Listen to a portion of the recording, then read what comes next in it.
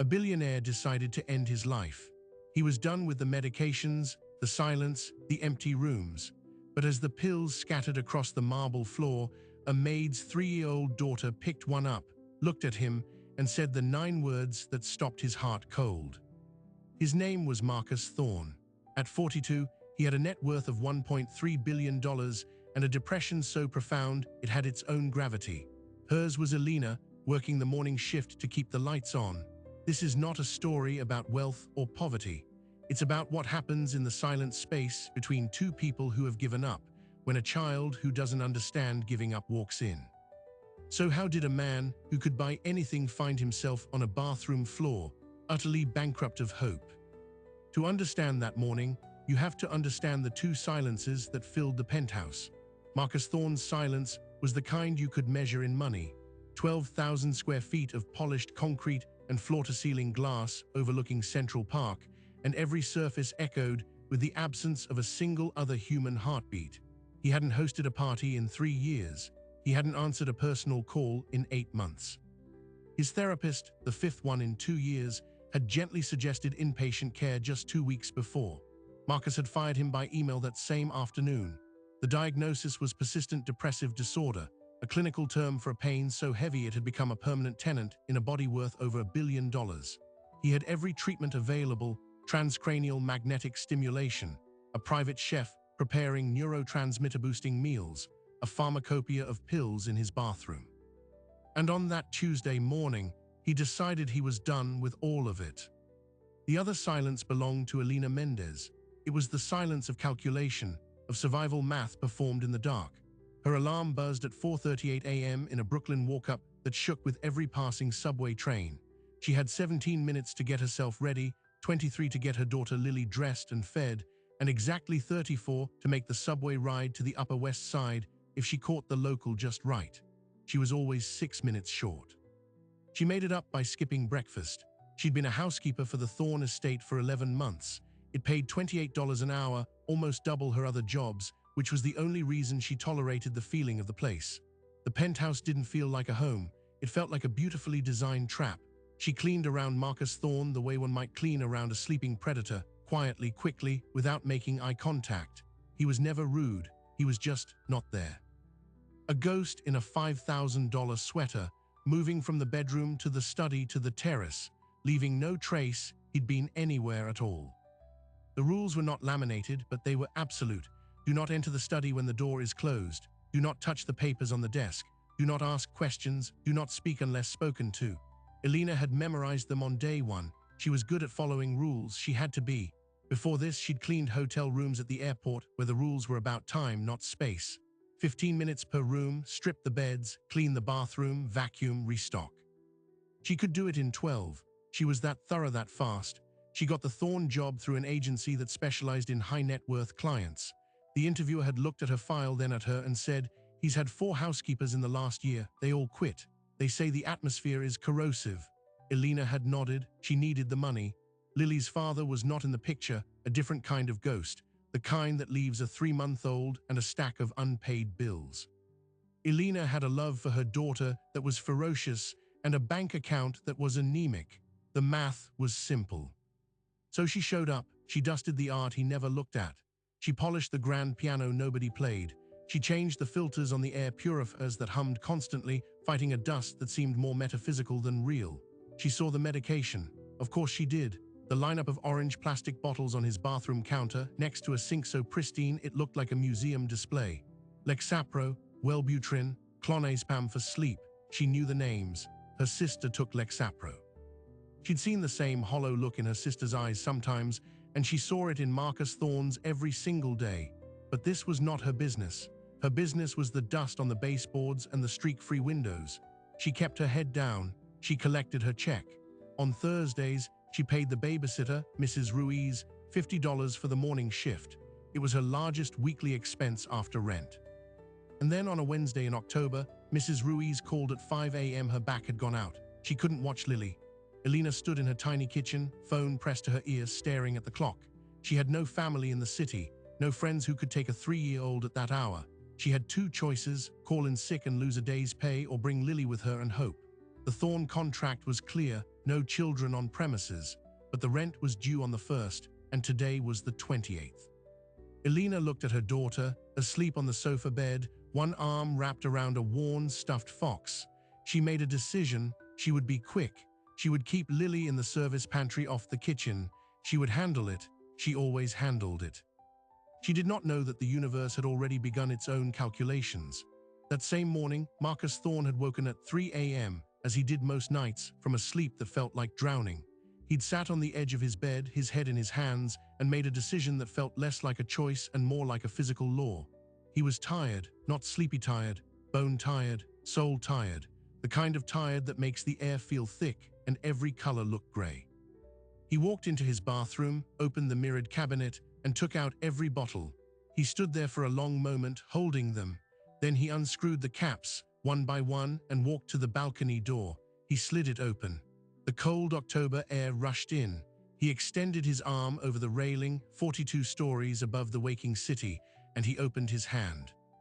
Pills didn't fall straight down. They caught the wind, a swirling, colorful cloud of chemical hope, and scattered. Some plummeted toward the street. Some landed on the terrace below. A handful, caught in an updraft, spiraled back and landed with a soft, pathetic tap against the glass of his own living room window. He watched them go. Then he turned, walked back into the bathroom, and slid down the wall to sit on the cold marble floor. He put his head against the cabinet and closed his eyes. He was done.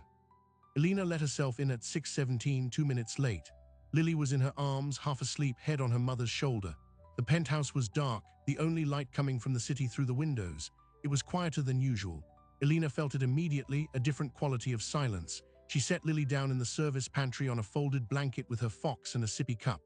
"You stay here, my Amma. Mama has to work fast. Be very quiet, okay?" Lily nodded, her eyes wide. Elena kissed her forehead and closed the door most of the way, leaving a 2-inch gap. She started in the kitchen, moving by rote, but her mind was split, one ear listening for any sound from Lily, the other attuned to the unnatural stillness of the penthouse. Where was he? Usually by now she'd hear the soft shuffle of his slippers or the clink of a coffee cup. Nothing. She finished the kitchen and moved down the main hall toward the bedroom wing. That's when she saw it. The balcony door in the living room was open, the sheer curtains billowing inward. And on the floor, just inside, a small constellation of white and blue pills. She froze. Her eyes tracked from the pills to the open door, to the hallway that led to the master suite. A cold dread began to pool in her stomach. She took a step forward, then stopped. Her job was to clean, not to investigate. Her rules were clear. But another rule, older and more fundamental, kicked in, the rule of being human. She walked slowly to the balcony door, leaned out and looked down. She saw nothing. She pulled her head back in and looked at the pills on the floor. She didn't touch them. She turned and hurried back to the kitchen, her heart hammering. She needed to finish and get out. She grabbed her cleaning caddy and headed for the guest bathroom. She was scrubbing a sink when she heard the soft pad of small, bare feet. She turned. The pantry door was open. Lily was gone. Panic, sharp and electric, shot through her. She dropped her sponge and ran into the hall. "Lily," she whispered harshly. No answer. The penthouse was a maze of rooms. She spun, listening. Then she heard it. A tiny, curious voice coming from the far end of the hall, from the direction of the master bedroom. It wasn't loud, but in the profound silence, it was as clear as a bell. "Oh." Elena ran. She rounded the corner into the master's suite. The bedroom was empty, the bed perfectly made. The door to the master bathroom was open. The light was off. She stopped in the doorway, her hand flying to her mouth. Marcus Thorne was on the floor, his back against the cabinets, his legs splayed out. His eyes were closed. He looked like a broken marionette. And there, standing 3 feet away from him, was Lily. In her small hand, she held a single, round, white pill. She must have found it in the hallway. She was staring at the man on the floor, her head tilted. She took a small step closer. Elena's breath caught in her throat. She was about to rush in to grab her daughter and run when Lily spoke. She held the pill out toward Marcus, her tiny voice filling the silent marble room. "This one is lost," she said. She didn't ask a question, she made a declaration. In her 3-year-old logic, a pill on the floor was a lost item, like a sock or a coin, and the man sitting beside it must be its owner. She took another step and placed the pill carefully on the marble floor next to his knee. There. Marcus Thorne opened his eyes. He didn't look at the pill, he looked at the child. For a second, there was nothing in his face at all, just the flat, empty reflection of a man who had already left the building. Then slowly his gaze focused. He saw the dark, curly hair, the pink pajamas dotted with cartoon cats, the serious brown eyes studying him with open curiosity. No fear, no pity, just assessment. His brain, a machine trained on complex algorithms and risk assessments, scrambled to process this input. A child, in his bathroom, this was not part of the script. In the doorway, Elena was paralyzed. Every instinct screamed to grab Lily and run, but a deeper, more terrifying instinct held her still. The man on the floor had just tried to throw his life away. Her daughter was now 3 feet from him. Any sudden movement felt like a trigger. So she stood, one hand pressed against the doorframe, her nails digging into the wood, and watched. Lily, satisfied with her restitution, squatted down to be at his eye level. She rested her elbows on her knees, her stuffed fox tucked under one arm. "You have a OE?" she asked. Marcus's throat worked. He tried to form a word, but all that came out was a dry, rustling sound. He shook his head, a minute movement. "Mama puts a bandage on always," Lily informed him, her tone instructional. "Makes them better." She looked around the bathroom, as if searching for the hypothetical first aid kit. Her eyes landed on the open, empty cabinet, then drifted back to him. The silence stretched. In that silence, something shifted. The overwhelming, soul-crushing weight in Marcus's chest didn't lift, but it parted, just for a second, like clouds shifting to reveal a single distant star. The sheer, uncomplicated presence of this child created a puncture in the vacuum of his despair. He finally found his voice. It was a gravelly whisper. "What's your name?" "Lily," she said. Then, remembering her manners, she added, "What's yours?" "Marcus." She nodded, filing this away. "Your house is big and quiet." "Yes," he said, and for the first time in years, he heard the quiet she described, not as a suffocating blanket, but as a simple fact. A big, quiet house. Elena finally found the courage to speak. Her voice was thin, strained. "Lily, come here, baby, now." Lily looked at her mother, then back at Marcus. She stood up. "Bye, Marcus," she said, and she walked back to Elena, taking her mother's outstretched hand. Elena pulled her into the hallway, her heart hammering against her ribs. She knelt, gripping Lily's shoulders. "You never, ever go in rooms without me, do you understand? Never." Her whisper was frantic. "He was sad," Lily stated, as if this explained everything. Elena closed her eyes, took a shuddering breath. She looked back into the bathroom. Marcus hadn't moved. He was staring at the single white pill on the floor beside his knee. Slowly, very slowly, he reached out and picked it up. He held it in his palm, looking at it as if he'd never seen it before. Elena made a decision. She stood, took Lily's hand, and walked quickly back toward the kitchen. She packed her caddy with trembling hands. She was leaving. She was fired. She knew it. She had broken the cardinal rule. She had let her child wander, and that child had walked in on her employer at his most vulnerable, most dangerous moment. This was over. She would not even wait for the confrontation. She would just go. She had Lily's coat halfway on when she heard the soft whir of an electric wheelchair. She froze. He didn't use a wheelchair, but the sound was similar, the quiet motor of a smart home device. A privacy screen? No, it was him, walking. She turned. Marcus Thorne stood at the entrance to the kitchen hallway. He was leaning heavily against the wall, one hand braced on it for support. He looked pale, shaky, but upright. He was still holding the pill. He looked at Elena, then at Lily, then back at Elena. His expression was unreadable. Elena began, her voice failing her. "Mr. Thorne, I am so sorry. There was my sitter cancelled. It won't happen again. I'll go." He was silent for a long moment. He looked down at the pill in his hand. "Don't," he said finally. The word was quiet but clear. "Don't go." Elena stared at him, not comprehending. "The rule," he said, his voice gaining a faint, rusty strength. "It was a stupid rule." He took a slow, deliberate breath. "You can bring her if you need to." Elena could only blink. This was not the reaction she had prepared for. This was not anger, not cold dismissal. It was an amendment, a unilateral rewriting of the contract. She saw the pills still scattered on the living room floor through the doorway behind him. She saw the profound exhaustion etched into every line of his face. and she understood, in a flash of terrible clarity, that he was not offering her kindness. He was offering a truce. She had witnessed his breaking point. He had witnessed her transgression. They were now, awkwardly, painfully, in each other's debt. "Okay," she whispered, because no other word would come. He gave a single, shallow nod. Then he turned and walked, slowly and carefully, back down the hall toward his bedroom, closing the door behind him.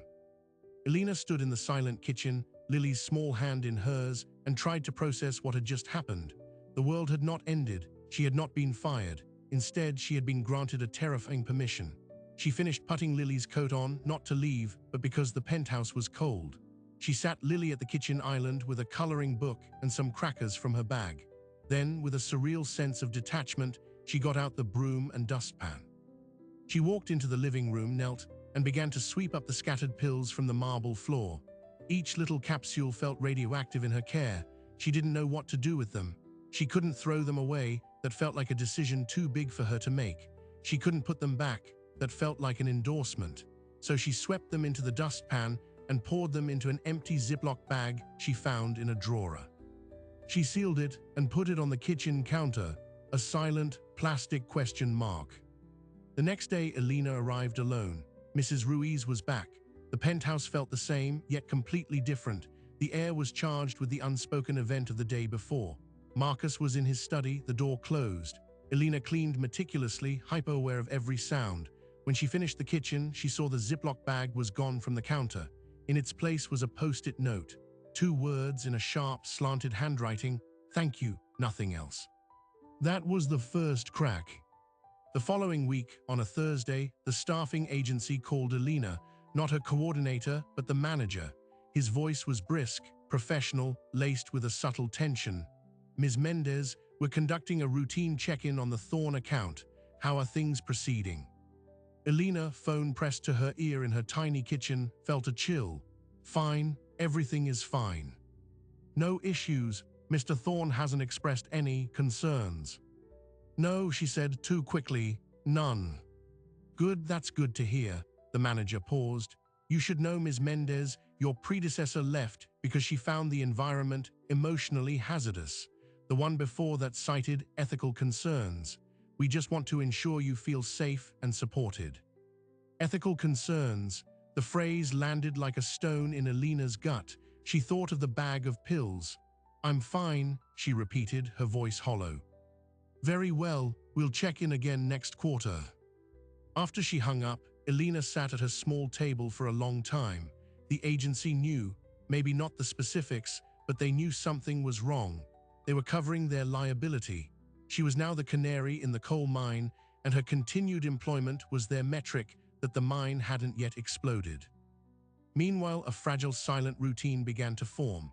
On the days Mrs. Ruiz couldn't come, Elena brought Lily. She would set her up in the kitchen with toys. And Lily, being Lily, did not stay put. She would wander, but now her wanderings had a destination. She would appear at the door of the study, which was sometimes cracked open. She wouldn't go in unless invited. She'd just stand there, her fox in hand, until Marcus looked up from his computer. The first time it happened, he just stared at her. The second time he said, "Hello, Lily." The third time he asked, "What does your fox's name be?" "He's just Fox," she said, as if this were obvious. "A good name," Marcus replied. That was the first conversation. He began leaving things out for her. Not deliberately, it seemed. A glass bowl of polished stones from his desk on the hallway console. A sleek, metallic fidget spinner left on the coffee table. Lily would find them, play with them quietly, and always return them to the exact spot. It was a game with unspoken rules. Elena watched this unfold with a mixture of awe and anxiety. Her daughter was building a bridge into a fortress, and she had no idea if the fortress would welcome her or collapse on top of her. She started noticing other things. The prescription bottles slowly disappeared from the bathroom counter. The lights in the penthouse were on more often in the evening, not just the single lamp in the study. Once, she heard music. Not through the expensive speaker system, but the tinny, distant sound of music from a phone. It was a jazz standard. It played for about 10 minutes and then stopped. The real pivot came 3 weeks after the bathroom incident. Elena was vacuuming the living room when the intercom from the building's front desk buzzed. She jumped, then went to answer it. It was a delivery. She authorized it upstairs.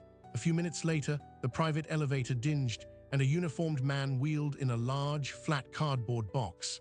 "For a Lily," the delivery man said, checking his tablet. Elena's blood ran cold. "From who?" "The order is under Thorn." She signed for it, her hand trembling.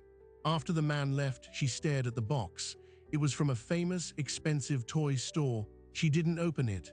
When Marcus emerged from his study an hour later, she was waiting, the box beside her.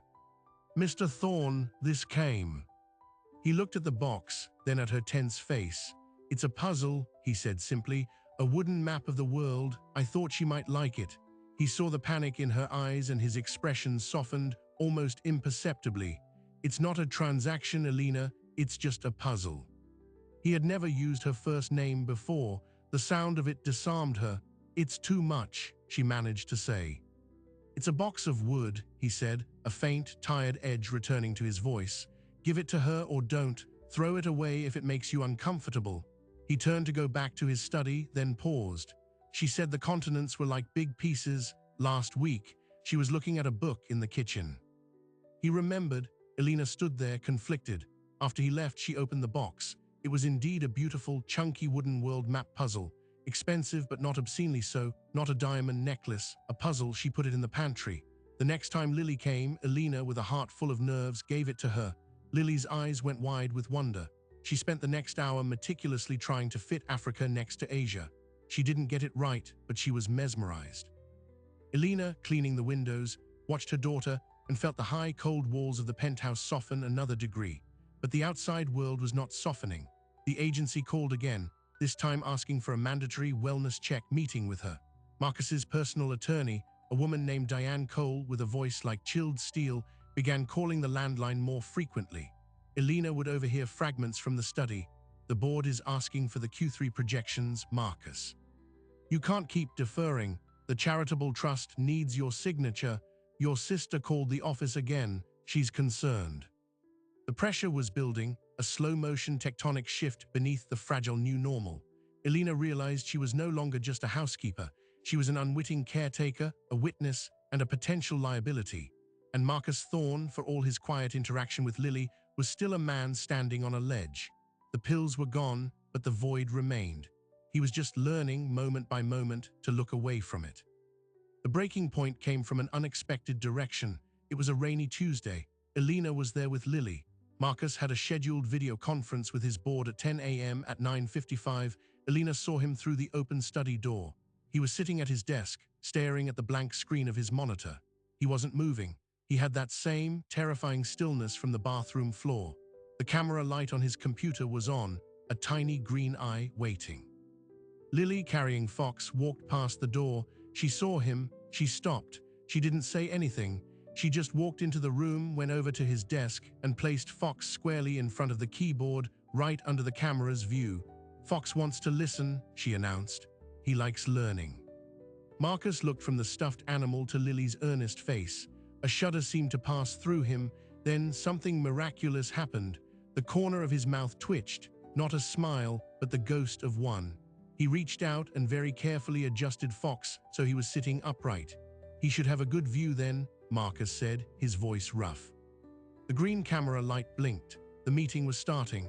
Elena, holding her breath from the hallway, saw Marcus take a deep breath, square his shoulders, and click join. He didn't move Fox. He left the stuffed animal sitting there on his billion-dollar desk, a small beige sentinel, as he began to speak to a grid of serious faces about market futures and liquidity. His voice was calm. It was the voice of the man he used to be. Elena crept away, her eyes filled with tears she couldn't explain. It was a victory, tiny and absurd. But it proved the connection was real. It was changing things. That afternoon, feeling a courage she didn't know she possessed, she knocked on the study door. It was open, but she knocked on the frame. Marcus looked up from his desk. Fox was now perched on a bookshelf, overseeing the room. "Elena." "Mr. Thorn, the agency, they're asking for a meeting about wellness." She couldn't meet his eyes. "I think they might try to remove me from the account." The room went very quiet. Marcus leaned back in his chair, steepling his fingers. His face, which had shown a flicker of life during the board call, closed down again, but into a different expression, not despair, but calculation. Cold, sharp, protective calculation, the look of a billionaire who had just identified a threat to something he valued. "Give me their contact," he said, his voice devoid of all emotion. "I'll handle the agency." But handling the agency was just one front. The real storm was still gathering, and it was about to come from a place neither of them could have predicted. Because while a child and a stuffed fox could guard a man during a board meeting, they couldn't shield him from the consequences of a life left unattended for too long. The next morning, a formal, thick envelope arrived by courier. It was from the office of the Attorney General. And the subject line, which Mrs. Patton, the building's longtime concierge who had quietly taken Alina under her wing, glimpsed before taking it upstairs, contained two words that changed everything: competency hearing. A competency hearing. In legal terms, it's a petition to declare a person incapable of managing their own affairs. In human terms, it's a guillotine hovering over everything you are and everything you own. The petition had been filed by Marcus's younger sister, Cassandra. The supporting documents, which Diane Cole summarized to him over secure line, were a brutal catalogue of his last 2 years. Reports from the 4 therapists who had resigned, notes from his concierge doctor expressing grave concern about self-neglect, a sworn statement from a former housekeeper describing erratic behavior and a hazardous environment, and one new, devastating piece of evidence: the incident with the medication. Someone at the staffing agency, covering their own liability, had filed a formal incident report about the pills found scattered throughout the penthouse. That report was now Exhibit D. Marcus listened in absolute silence. When Diane finished, she asked the critical question, "Marcus, did you attempt to harm yourself that morning?" He looked across the room. Lily's wooden world puzzle was half completed on the coffee table. "No," he said, and it was the truth. The thought had been there, a dark, inviting doorway, but the act itself, letting the pills go, had been a surrender, not an attempt, a symbolic letting go. He didn't expect anyone to understand the difference. It was an accident. "That's our line," Diane said, her voice all business. "We stick to it. But Marcus, this is serious. If the court appoints a conservator, Cassandra will control your finances, your medical decisions, your life. She's citing your isolation, your non-engagement with Thorn Ventures, and now this. She's making a case that you are a danger to yourself and to the stability of the company." "She wants the company," Marcus said, his voice flat. "She wants control," Diane corrected, though they both knew it amounted to the same thing. "The hearing is in 6 weeks. We need to demonstrate capacity. That means you seeing a court-appointed psychiatrist regularly. That means you re-engaging with your board visibly and consistently. That means showing a stable, safe living environment. No more incidents." After the call, Marcus sat in the darkening study. The walls felt like they were closing in, but this time the pressure was different. It wasn't the suffocating weight of depression. It was the sharp, clarifying pressure of a fight. For the first time in years, he had an enemy that wasn't inside his own head. His sister, who lived in Connecticut and called twice a year, had seen his vulnerability and chosen to weaponize it. The betrayal was so profound, it felt almost clean. He didn't tell Alina about the hearing, not directly, but the next day when she arrived, he was dressed in a suit, the first time she'd seen him in one since she started working there. He was on a video call with his chief financial officer, his voice clear, asking sharp questions about equity margins. The mask of the billionaire was back on, but it looked less like a mask and more like armor. He had a purpose, to prove he was still here. Alina sensed the shift. The air was tense, electric with a new kind of energy. Mrs. Patton, the concierge, pulled her aside in the service elevator. "The sisters' lawyers have been in the building," she murmured, her face grim, "asking questions about visitors, about cleanliness, about you." Alina's heart sank. She was now a character in this legal drama. Her presence and Lily's could be used as proof of instability, a stranger and a child given access to a vulnerable man. Or she realized with a cold shock, it could be used the other way. Proof of human connection, proof of stability. She had no idea which side would try to use her or how. The court-appointed psychiatrist, Dr. Arman, was a wiry man in his 60s with calm eyes and a relentless, gentle precision. His first visit was a 90-minute interrogation disguised as conversation. He asked about the accident with the pills. He asked about Lily. This is where Marcus stumbled. "The child provides a distraction," Marcus said, choosing his words with clinical care. "A distraction from what?" Dr. Arman asked. "From the interior narrative," Marcus replied. "And what is that narrative?" Marcus looked out the window. "That nothing matters." Dr. Arman made a note. "And does the child matter?" The question hung in the air. Marcus thought of Lily placing Fox on his desk. He thought of her declaring a lost pill. He thought of her complete absence of fear. "She is a person," he said finally, a painfully inadequate answer. But Dr. Arman just nodded, as if he'd heard something important. After the session, Marcus felt scraped raw. The performance for his board was one thing. It was data, strategy, a language he knew. This was different. This was someone dissecting his pain for a legal judgment. He retreated to his study, the old silence threatening to swallow him again. That's when Lily found him. She didn't knock. She just pushed the door open, holding a piece of paper covered in wild crayon scribbles. She walked up to his desk and put it in front of him. "For you," she said. "What is it?" he asked, his voice tired. "A map," she said, pointing at a chaotic swirl of green. "For the sad, so it doesn't get lost." She pointed to a small, careful orange circle in the corner. "That's you and Fox." Then she turned and left, mission accomplished. Marcus stared at the crayon map, a map for the sad. To a 3-year-old, an emotion could be a place that you could get lost in, and therefore, you could need a map to find your way out. The simple, staggering logic of it broke through the complex misery of his day. He pinned the drawing to the corkboard behind his desk, next to a quarterly report. Meanwhile, Elena was fighting her own battle. The agency fired her. Officially, it was for breach of protocol, bringing an unauthorized child onto the premises. Unofficially, the manager told her over the phone, "We can't be involved in a situation with a pending competency case. The liability is astronomical." She hung up, her hands shaking. She had just lost her lifeline. She went to the penthouse the next morning out of habit, and because she didn't know what else to do. Marcus was in the study with Diane Cole. Elena could hear the low murmur of their voices. She began cleaning mechanically, sure this was her last day. When Marcus and Diane emerged, Diane gave Elena a long, appraising look. Then Marcus spoke. "Elena, a word." He led her into the living room. "The agency terminated you." "It wasn't a question." "Yes," she whispered. "I'm offering you a private contract," he said. "Direct employment, a 30% raise, health benefits for you and Lily." He stated it like a business proposal. Diane stood slightly behind him, her face neutral. Elena was stunned. "Why?" Marcus hesitated. "Because your testimony may become relevant," Diane interjected, cool and professional. "It's cleaner if you're directly employed by Mr. Thorne, not through an agency that has filed a report against him."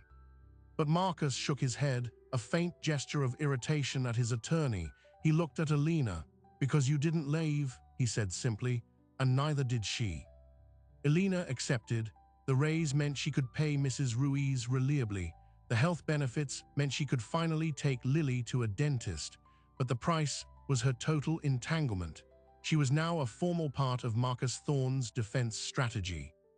The next 3 weeks were a surreal double life. In the mornings, Marcus was CEO Thorne, sharp, engaged, leading strategy sessions.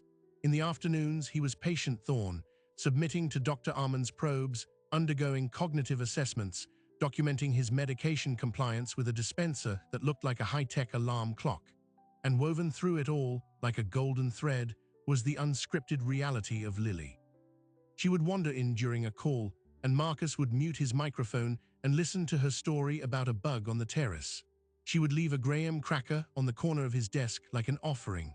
She called him Marcus and his stern-faced attorney, Lady Diane, which, to everyone's surprise, made Diane Cole's lips twitch almost into a smile.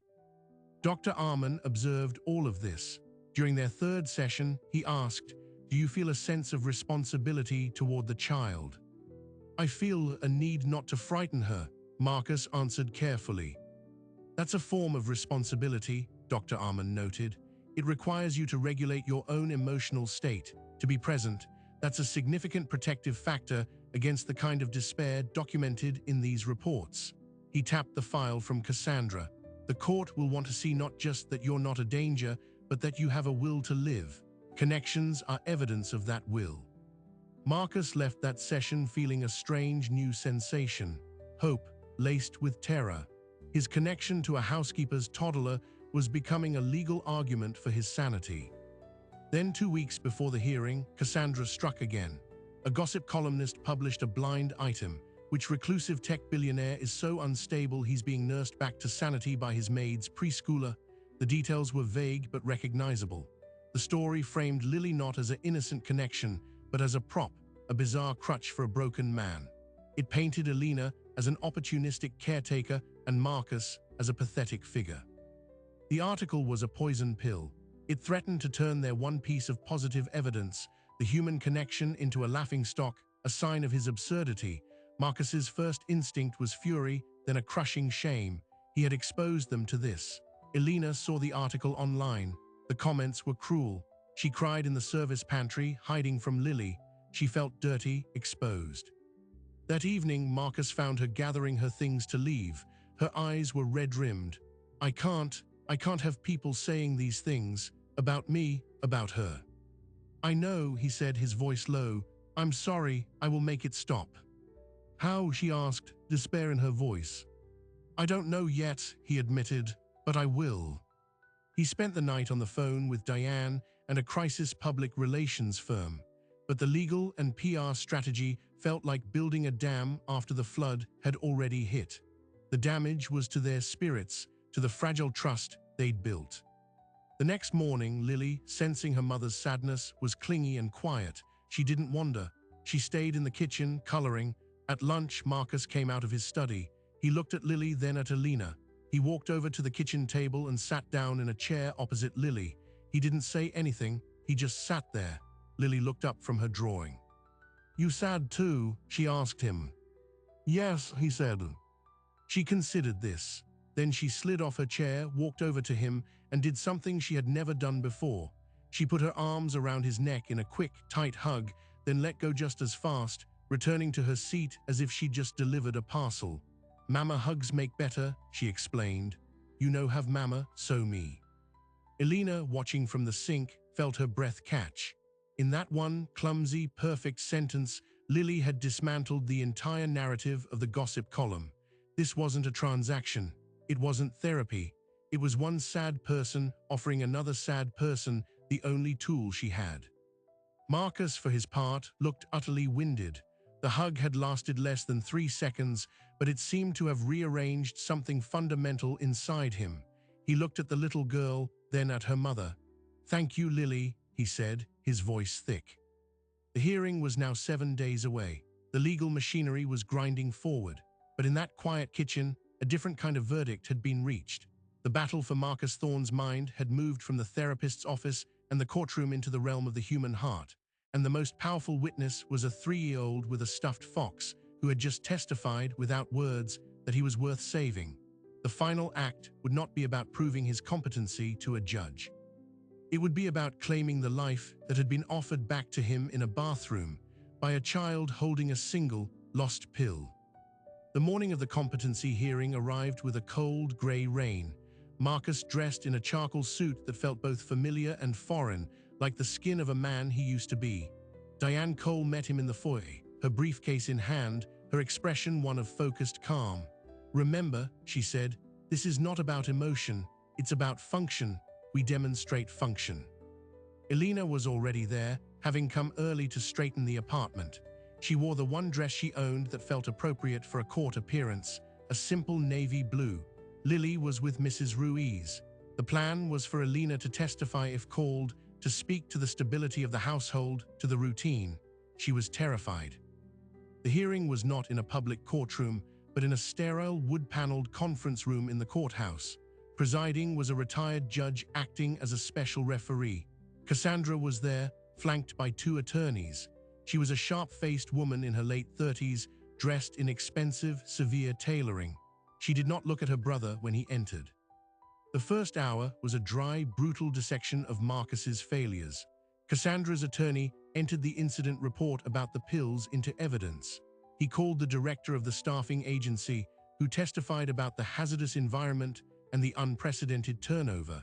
He entered the sworn statement from the former housekeeper about unpredictable silence and concerning isolation. He painted a picture of a man who had abdicated his life, a ghost in a penthouse, a danger to himself and to the vast financial empire he neglected. Marcus sat perfectly still, his hands folded on the table. He felt the old numbness threatening to return, the voice whispering that they were right, that he was broken beyond repair. Then he thought of the crayon map pinned to his corkboard, a map for the sad. He took a slow, deliberate breath. Diane's cross-examination was a scalpel. She got the agency director to admit that Marcus had never been violent, never threatened anyone, never missed a mortgage payment or a property tax bill. She got him to admit that the hazardous environment was a subjective term and that the current housekeeper, Elena, had reported no issues for months. She entered into evidence Marcus's recent board meeting attendance records, his signed approvals for the quarterly financials, emails showing his engagement with his charitable foundation. She was building her case for function brick by brick.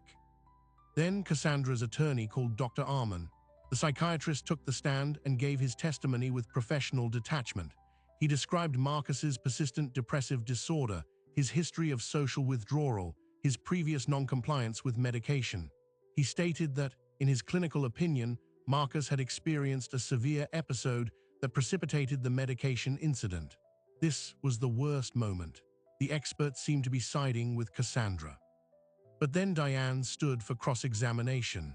Dr. Arman, in your 3 months of evaluation, have you seen improvement in Mr. Thorne's condition? I have, Dr. Arman said. Can you describe the nature of that improvement? He has engaged consistently with treatment. He has resumed significant aspects of his work. His mood logs show a marked decrease in reported hopelessness. And in your professional opinion, what has contributed to this improvement? Dr. Arman paused. He looked at Marcus, then at the judge. The establishment of a stable, positive interpersonal connection, a sense of responsibility outside of oneself. In this case, his relationship with the child in his household has acted as a significant protective factor and a motivator for emotional regulation. Cassandra's attorney objected. Speculative. Overruled, the judge said. The witness is giving a clinical opinion. Diane pressed on. So, this connection, would you say it demonstrates a will to engage with life? Objection, Cassandra's attorney shouted. I'll allow it, the judge said, leaning forward with interest. Dr. Arman nodded. Yes, it demonstrates a will to connect, and the desire to connect is, in my field, a fundamental indicator of the will to live. The air in the room changed. Diane had just turned their greatest vulnerability, the unusual domestic situation, into their greatest strength. She had reframed Lily not as a symptom of instability, but as evidence of his recovery. It was then that the judge called Elena to the stand. She walked to the witness chair, her knees weak. She was sworn in. Cassandra's attorney approached first, his tone condescending.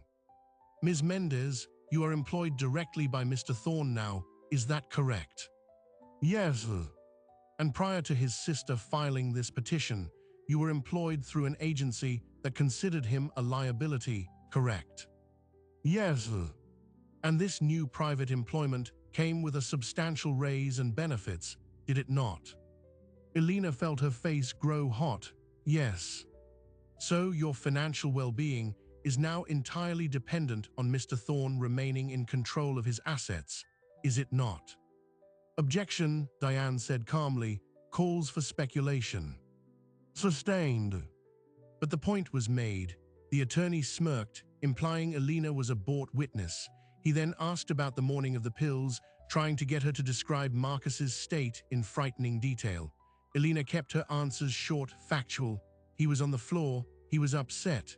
My daughter found a pill. And you didn't call for help. You didn't think a man surrounded by pills was a danger.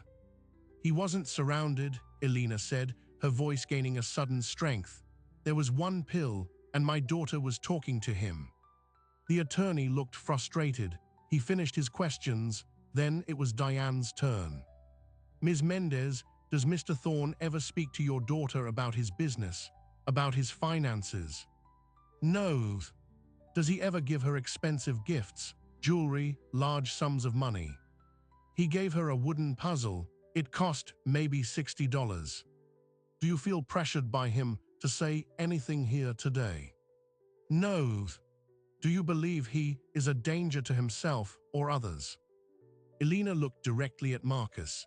She saw the man who had sat silently with her daughter for hours, the man who had kept a cartoon bandage on his hand all day, the man who now had a child's drawing pinned above his desk. No, she said, her voice clear and firm. I believe he was lost, and I believe he's finding his way back. Her testimony was over. The final arguments were made. Cassandra's attorney painted a picture of a man on the brink, saved only by the coincidental presence of a child, a situation he argued was unsustainable and bizarre. Diane argued that recovery is not always clinical or linear, that human connection is a valid and powerful catalyst, and that Marcus Thorne was not only functioning but actively rebuilding his life with a newfound sense of purpose. The judge adjourned for a 30-minute recess to consider his recommendation. Those 30 minutes in the hallway felt like an eternity. Marcus, Elena, and Diane stood in silence, watching the rain streak the window. Cassandra and her lawyers stood at the far end, speaking in low, tense tones. Finally, they were called back in. The judge's face was impassive. He began to speak, his words measured. He acknowledged the seriousness of the medication incident. He acknowledged the long period of withdrawal and neglect. Then he said, however, the evidence of recent, sustained improvement is compelling. The establishment of a stable home environment, even an unconventional one, and the re-engagement with professional responsibilities cannot be ignored. The testimony of Dr. Arman regarding the therapeutic value of positive connection is noted. The court finds that while Mr. Thorne has faced significant health challenges, he has taken demonstrable steps to address them. The petition for a conservatorship is denied. The gavel fell, it was over. Cassandra stood up, her face a mask of cold fury, and left the room without a word. Diane let out a slow breath, a rare show of relief. Marcus simply sat, absorbing the verdict. He had won, he was free. But the real victory was not in the courtroom. It was in the quiet taxi ride back to the penthouse. Elena sat beside him, staring out at the wet streets. Thank you, Marcus said quietly. For what? For saying I was finding my way back. She nodded, unable to speak. When they arrived, Mrs. Ruiz had left with Lily for the afternoon. The penthouse was empty. The silence, for the first time, did not feel heavy. It felt like space to breathe. Marcus went to his study. He took the crayon map off the corkboard. He looked at it for a long time. Then he went to the living room where Elena was putting away her coat. Elena, he said, I would like to make a proposal, not as an employer, as a friend. She turned, wary. The raise and benefits stand, but I would like to do more. I would like to set up a college fund for Lily, an irrevocable trust. It will be there for her no matter what. No matter what happens to me or to her relationship with me, it will be hers. Elena's eyes filled with tears. Marcus, you don't have to. I know, he said. That's why I want to. He paused. And I would like, if it's all right with you, for her to visit sometimes, even if you're not working, just to visit. Elena understood what he was really asking. He was asking for permission to keep the connection, to not let the bridge Lily built become a drawbridge pulled up after the legal battle was over. She nodded, wiping her eyes. She would like that. She asks about you. How is Marcus? A ghost of a smile touched his lips. Tell her I'm reading the map. The changes after that were slow, deep, and real. Marcus didn't become a different person. He was still a man who carried a great sadness, but he no longer carried it alone in a silent room. He began having dinners once a week with Elena and Lily in the penthouse. Simple meals ordered in. Lily would chatter about preschool, and Marcus would listen, asking the occasional question. He joined his board meetings regularly, his focus returning. He started, tentatively, to go outside. Short walks in the park with Alina and Lily on weekends, his bodyguard trailing at a discreet distance. He was recognized once by a paparazzo. The photo showed a thin, serious man in a sweater, holding the hand of a little girl skipping beside him. The caption read, "Reclusive billionaire out with family." The article that followed was benign, even slightly positive. The narrative had shifted. One Saturday afternoon in the spring, they were in the park. Lily was chasing pigeons. Elena and Marcus sat on a bench. The sun was warm. "Do you ever think about it?" Elena asked softly, looking straight ahead. "That morning." Marcus was quiet for a moment. "Every day," he said, "but now when I think of it, I don't just see the pills falling. I see her picking one up. I hear her voice." He looked at Elena. "Those 9 words, 'This one is lost.'" Elena finally heard them, truly heard them, not as a statement about a pill, but as the profound, unconscious wisdom they were. A child had seen a lost thing and tried to return it. She had seen a lost man and tried to return him to himself. "She saved you," Elena whispered. "No," Marcus said, watching Lily laugh as the pigeons scattered. "She found me. There's a difference. I had to do the saving myself, but she gave me a reason to want to." That was the final, surprising truth. The healing wasn't in the hug, or the puzzle, or even the courtroom victory. It was in the daily, stubborn choice to be present, made possible by the simple, fearless presence of a child who had never learned that some people are too far gone to reach. She reached anyway, and in reaching, she taught a billionaire how to reach back. The penthouse never became loud or crowded, but the silence that remained was no longer the silence of despair. It was the quiet of a life being lived, slowly and carefully, with the windows open to let the light in. And on the corkboard in the study, next to financial reports and legal documents, a crayon map of a place called the Sad remained pinned, a reminder that even the most desolate landscapes have a path leading out, if you have the right guide. So what is this story, really? It's not a fairy tale. Marcus Thorne still sees his therapist. Some mornings are harder than others. The map for the Sad is still just a crayon drawing, not a cure. Elena still works, she still worries about bills, she still gets tired. Lily will grow up, and the simple magic of her 3-year-old logic will evolve into something more complex. Nothing about their lives became perfect. But something true and essential shifted. A man who believed he was unreachable was reached. A woman who believed she was invisible was seen. A child, simply by being herself, rewrote the rules of a kingdom she didn't even know she'd entered. We often think of rescue as a grand, dramatic event, a hero rushing in, but sometimes rescue is quiet. It's a small voice in a marble bathroom. It's a stuffed fox placed on a desk. It's the stubborn, repeated decision to show up, not as a savior, but as a presence. Lily didn't try to fix Marcus Thorne. She didn't know he was broken. She just acknowledged he was there, and in doing so, she reminded him that he was. This is the hidden math of the human heart, the billion-dollar deal that can't buy a moment of peace, the single sentence from a child that can halt a fall. We carry within us the power to be that sentence for someone, to see the lost thing and to name it, not with grand gestures, but with small, fearless acts of attention. Who in your world is moving through rooms like a museum of their former life? Who is holding a cold cup of coffee, staring at a garden they no longer visit? If this story found a place in you, if it reminded you of a time someone saw you when you felt unseen, or a time you offered a simple kindness that cost you nothing but meant everything, then this channel is your home. We exist for these quiet testaments, the moments that never make the headlines but rewrite entire histories. The bandage with cartoon stars, the hand held in a garden, the 9 words that change a life. We don't shout here, we don't chase the loudest trend. We listen for the stories whispered in the spaces between, the ones about resilience, about unexpected connection, about the maps we draw for each other out of the dark. If you believe in stories like this, please subscribe. Leave a comment below about a moment of unexpected kindness, given or received. Share this with someone who needs to be reminded that no one is too far gone to be found. Because there are so many more stories worth staying for, and we'll be here listening for them.